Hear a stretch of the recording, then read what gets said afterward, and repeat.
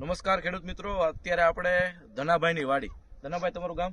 ઝૂંપડા પીપળિયા. ધનાભાઈની વાડીએ અમે હરિયાળી 5 જે મારુતિ સીડ્સ કંપનીની વેરાયટી છે, 90 દિવસનું થયું છે. હા, 90 દિવસ. બરોબર. તો ધનાભાઈ, આ વેરાયટી તમને કેવી લાગે? સારી છે? બહુ સારી. જોવાને પણ તમે અંદાજે તમારે આ વીઘે કેટલું ઉત્પાદન તમને? 15 મણ તો મેં ધાર્યું, વધારે થશે.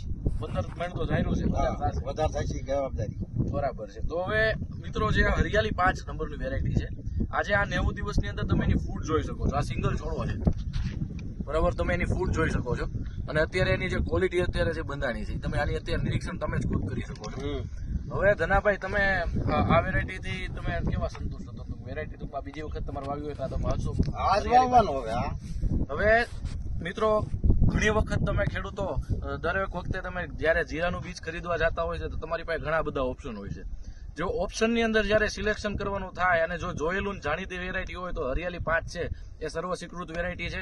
ઉગવામાં ખૂબ જ સારી, જેની અંદર અમેરિકન કંપનીનું પટ મારેલો છે, એટલે ઉગવામાં એકદમ ઝડપી, સારું અને એકદમ મજબૂત ઉગે છે. અને એકદમ ફૂટ વાળો છોડવો હોવાથી તમે ઘેરાવો જોઈ શકો છો. અત્યારે એકદમ ફર્સ્ટ ક્લાસ ઘેરાવો છે અને રોગ પ્રતિકારક શક્તિ પણ આ વેરાયટીની ખૂબ સારી છે. તમે એક વખત આ તૈયાર થઈ ગયેલા પ્લોટ દેખાડજો.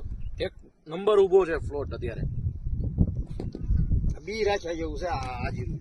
100% છે ને? 100%. તો પછી તો 10 દિવસ આવવા જો કેવું બને છે.